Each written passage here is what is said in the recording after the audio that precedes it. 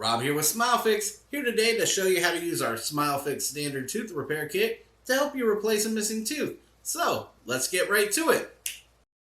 The items we're going to need are our SmileFix Part 1, Part 2, our color matching chart, instructions, hot water, cold water, a thermometer. Optionally, we're going to use scissors, nail trimmers, and a flosser for shaping. We're going to repair this tooth right here, or the missing tooth I should say, and the first step is going to be to pull out our color matching chart so that we can match up what color we believe is going to look best in the mouth.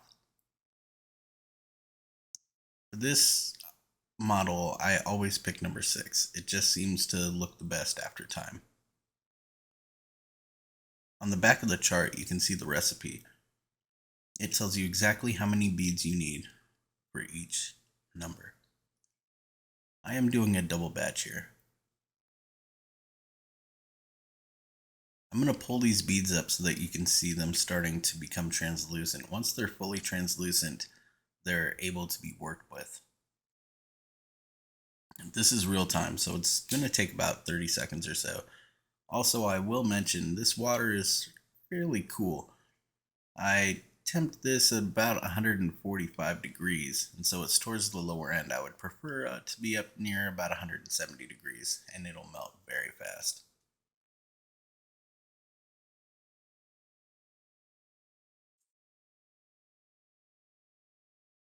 I'm going to put it back down and just give it a moment here to rest while I'm assessing my job that I'm about to complete.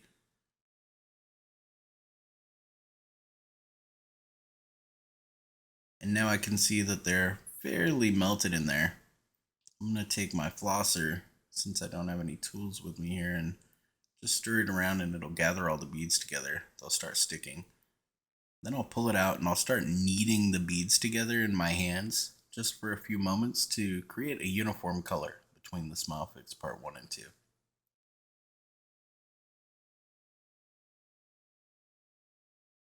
I will take this time to remind you that anytime your water gets below 140 degrees, it's time to swap that water out.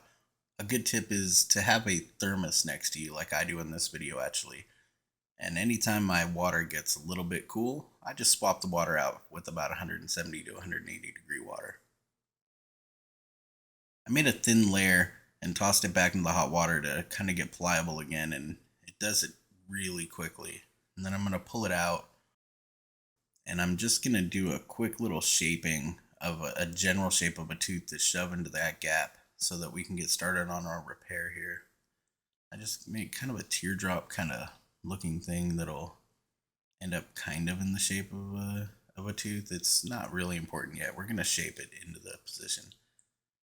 So I just kind of push it into place, and with this one we ended up with a really good shape right off the bat. And you can see my thumbs pushing down on the back there.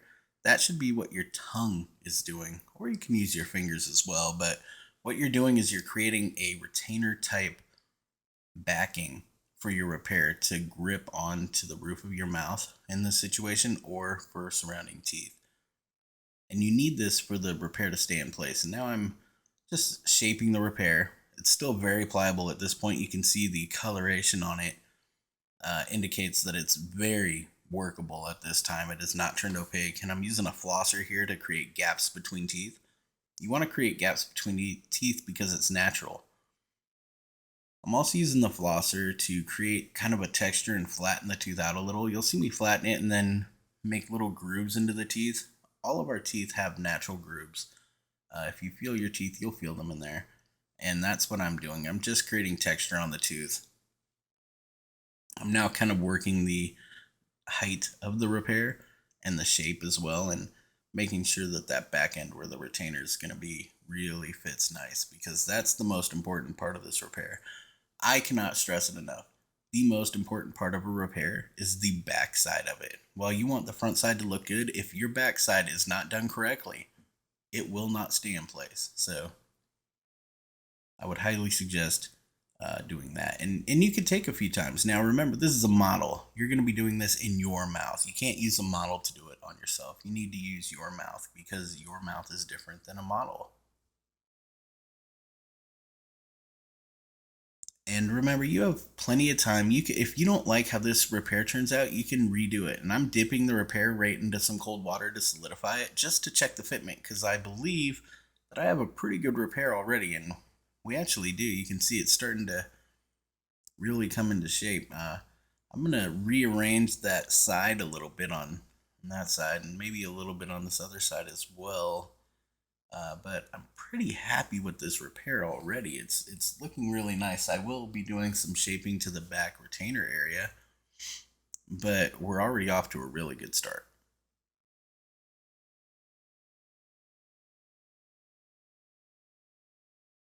Remember, if you didn't like what's happening there, just heat it up again. Now I'm checking the temperature and I can see this water is way too cool. I'm gonna have to swap it, and that's what I do really quickly here. Like I said, I have a thermos right next to me, and I just pour the hot water out into another container. Now I tempt it. It's about 175 degrees at this point. So you're going to see it's just going to kind of turn translucent really quickly. And I'm only heating the parts of the repair that I want to work on at the current time. And then I'll cool them in the ice water. And you can go back and forth as many times as you want. It won't degrade the product. It'll only help you get a better fitment. And keep doing it until you're happy with it. You can, as I said before, and I know it sounds like a broken record, but you can drop the whole thing back into the hot water and melt the whole thing down and start all over. It is not a bad thing to do.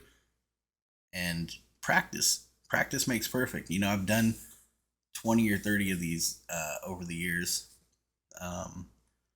At this point, doing demos and videos, and even a couple of myself, and helping a couple family members at times. And it just becomes really easy. I'm not an artistic person. I'm not a model maker or anything crazy like that. I'm pretty horrible at art.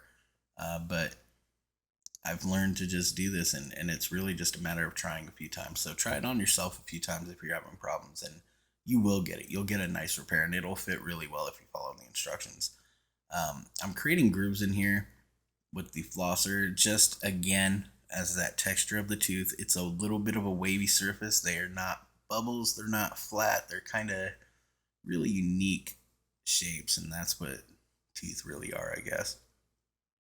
And I'm really happy with how this repair is looking, so I'm going to take it out pretty soon here, I'm sure.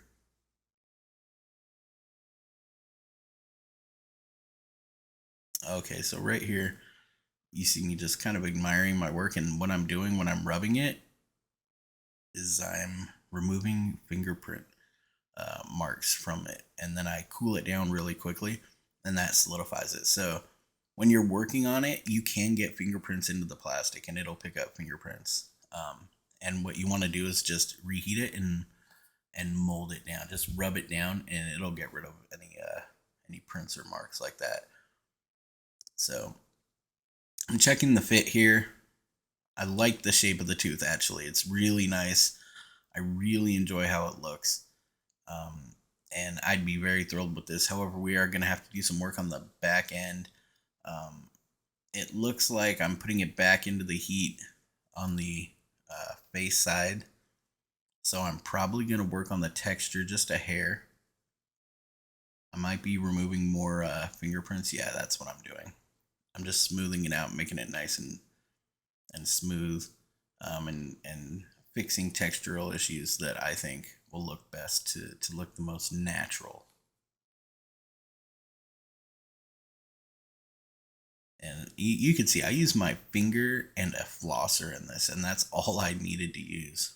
You will be using your tongue for the retainer section. That's very important. I said it before earlier, and we're gonna get to adjusting it in a moment here, but that retainer part is the part that keeps it in your mouth.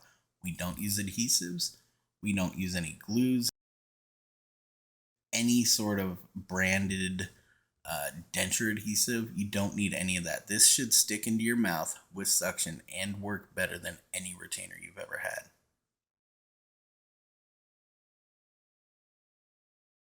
I'm really happy with the way this is coming out, actually. The more I look at it, the more I'm just admiring my work. I shouldn't do that, but I enjoy what it's looking like. So I'm going to drop it in the cold water and solidify it because cosmetically, I'm happy with what it looks like, and it will darken as the material hardens internally, which can take a little bit. So the color is going to be naturally coming out a little bit more and more. And you can kind of see as time goes on in the video, it looks, closer and closer, and it's going to look closer and closer as time goes on here. But the next thing we're going to do is we're going to work on that fitment of the retainer. But the tooth, that repair is beautiful. I'll bring it up close for you to see.